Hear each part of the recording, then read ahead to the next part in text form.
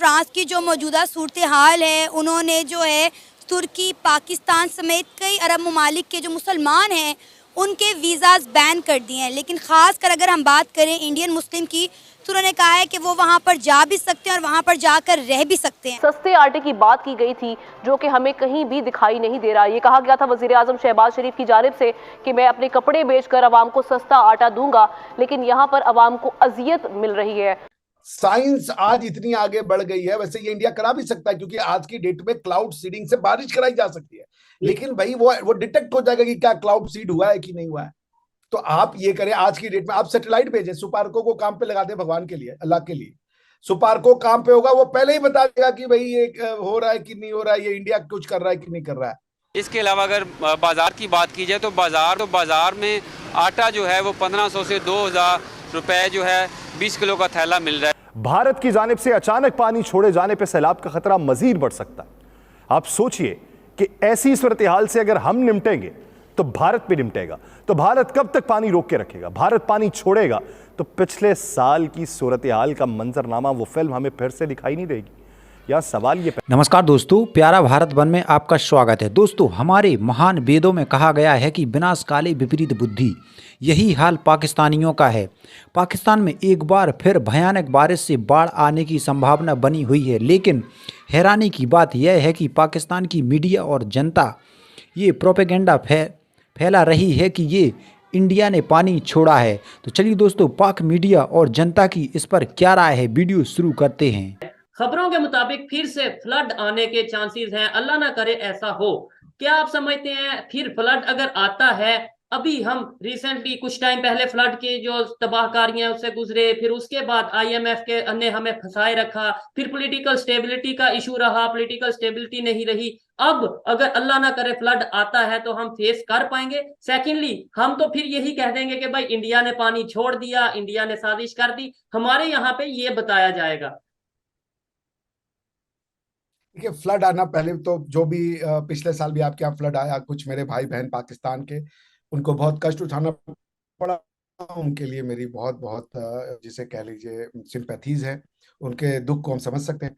हमारे देखिए, फ्लड एक नेचुरल फिनोमिना है, इसको ह्यूमन कंट्रोल कर सकता है, अवॉइड नहीं कर सकता ना। उसके आप कॉन्सिक्वेंसेस को आप टोन डाउन कर सकते हो, बट आप उसको अवॉइड नहीं।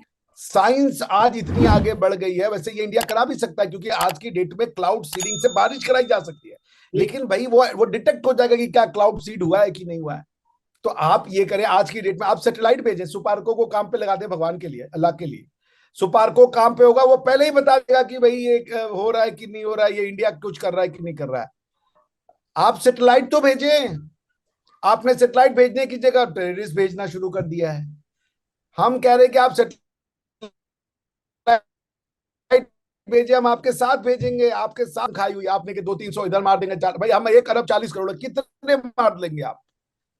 कितने मार सकते हैं आप? नहीं मार। वो धरती से जुड़े हुए लोग हैं भाई। वो पिछले 700 साल से तुर्कों को झेला, मंगोलों को झेला, अफगानों को झेला, अंग्रेजों को झेला, डच को झेला, उसके बाद भी हम इतने बचे हुए। उसके बाद भी हम अपनी सतत हजारों साल की जो प्रक्रिया है वो करते आ रहे हैं। तो आप कितनों को मारोगे और कब तक मारोगे? एक दिन तो आज यही हो रहा है ना। आज आप देखिए, एक बात जान लीजिएगा, जब दुनिया में आप जो करते हैं उसका एक्शन का रिएक्शन जरूर होता है। हमें 3 दिन से यही कहा जा रहा है कि जी आज नहीं आया, कल नहीं आया, कल आएगा। 3 दिन से हम दिहाड़ी जाकर करते हैं, थोड़ा बहुत उधर टाइम लगाते हैं, उसके बाद फिर हम इधर आ जाते हैं रिटाल्टी स्टोर के आगे, और आकर हमें फिर यही जवाब मिलता है जी अभी नहीं आया। चीनी मिल रही है?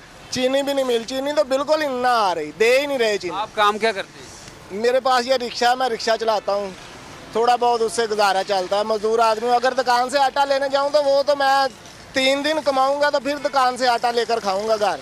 इधर से हमें ये आसरा होता है कि चलो कम पैसे में, कम रेट में हमें मिल रहा है, चलो इससे हम गुजारा चला लेंगे। और जब हम इधर आते हैं तो हमें उससे भी महंगा पड़ जाता है, क्योंकि 2-2, 3-3 दिन हमें लाइनों में आकर लगना पड़ता है इधर। बिल्कुल यही सूरत हाल है कि इतनी सूरत हाल ख़राब हुई पड़ी है कि शहरी इतने ज़्यादा परेशान हैं। उनको आटा नहीं मिलता, चीनी बिल्कुल नहीं मिल रही। 91 रुपये फी किलो चीनी के रेट है। ऐसी ख़वातीन आती हैं, लाइनों में लग के चली जाती हैं। इस वक्त फ्रांस की जो मौजूदा सूरत हाल है, उन्होंने जो है तुर्की, पाकिस्तान समेत कई अरब ममालिक के जो मुसलमान हैं उनके वीज़ाज़ बैन कर दिए हैं। लेकिन ख़ास कर अगर हम बात करें इंडियन मुस्लिम की, तो उन्होंने कहा है कि वो वहाँ पर जा भी सकते हैं और वहाँ पर जाकर रह भी सकते हैं। देखें, वो उधर रिसेंटली वो जो थाने में वो एक नौजवान को तशद्दुद करके मारा गया है, और वो एक सिविलाइज कंट्री है कि उधर एहतजाज का हक है कि वो इतनी करते हैं, यानी कि लोगों की हर बंदे के हुकूक हैं, उस वजह से हो रहे हैं। लेकिन उसकी वजह से कुछ लोगों के, कुछ मुल्कों की होती होंगी जो अब अनलीगल गए हैं, पाकिस्तानी हो या तुर्की, क्योंकि हम हैं वीक मुल्क हैं, यहाँ से लोग अनलीगल रोज़ी के सिलसिले में जाते हैं, तो वो उन्हों की कोई एजेंसियों को कोई इशू होगा और उन्होंने इस पर इसलिए पाबंदी लगाई होगी। और अदरवाइज़ फ्रांस में लीगली पाकिस्तान भी पढ़ने जाते हैं, पाकिस्तानी कम्युनिटी भी हैं, मेरे ख्याल में उन पर तो कोई इसका इशू नहीं है। अच्छा, आपको पता है कि वहाँ पर जो इंडियन स्टूडेंट मौजूद हैं, उन्होंने कहा है कि उनका इस पूरे सूरत हाल से उनके ऊपर कोई असर नहीं पड़ेगा। फ्रांस ने इंडिया के साथ अपनी दोस्ती निभाते हुए ये बात की है। देखिए, इंडिया वो स्टूडेंट का तो मे भी आपका सवाल है जो अनलीगल हैं, जो पाकिस्तान के स्टूडेंट हैं उन पर भी फ़र्क पड़ा होगा। लेकिन अगर इस चीज़ से हट के भी आप इंडिया को देखते हैं तो इख्तलाफ अपनी जगह, वो एक ये है कि आप कोई भी मुल्क है, इंडिया कोई दुनिया को प्यारा नहीं है, लेकिन इंटरेस्ट होते हैं मुल्कों के आपस में। अब फ्रांस के इंडिया के साथ इंटरेस्ट हैं, वो उधर से वो जंगी सामान भी, तैयारे वगैरह भी ख़रीदता है, कोई और अदर चीज़ें भी ख़रीदता होगा, आपस में मैशियत का कंटेक्ट होता है, इसलिए वो मुल्क एक दूसरे को फेवर करते हैं। मेरे ख्याल में यही रीज़न होगी। अदरवाइज़ जो कंट्रीज़ होते हैं रिलेशन, वो ये नहीं होता कि इंडिया उनको बहुत प्यारा है या पाकिस्तान नहीं प्यारा, ये इकानमी में डिपेंड करता है, तजारत पे डिपेंड करता है। इंडिया इस वक्त दुनिया की दूसरी बड़ी आबादी के लिहाज से मुल्क भी है, और इकानमी बिग इकानमी है, तीसरी चौथी पाँचवीं बड़ी इकानमी है, और लोगों का उधर तजारत ज़्यादा है, इसलिए उधर वो इतना जितना पाकिस्तान पे प्रेशर रखते हैं, इंडिया पे उतना प्रेशर नहीं रख सकते। लेकिन सर, एक बात हमें माननी पड़ेगी कि ऑल ओवर द वर्ल्ड जो रिस्पेक्ट, जो डिग्निटी इंडिया को मिलती है, उस तरह से पाकिस्तान और दूसरे ममालिक में रहने वाले मुसलमानों को नहीं मिलती। अब आप देखें कि इंडिया के प्राइम मिनिस्टर नरेंद्र मोदी अगर कहीं पर चले जाएं तो किस तरह से लोग झुक झुक के उनका पाँव छूकर उनका इस्तकबाल करते हैं।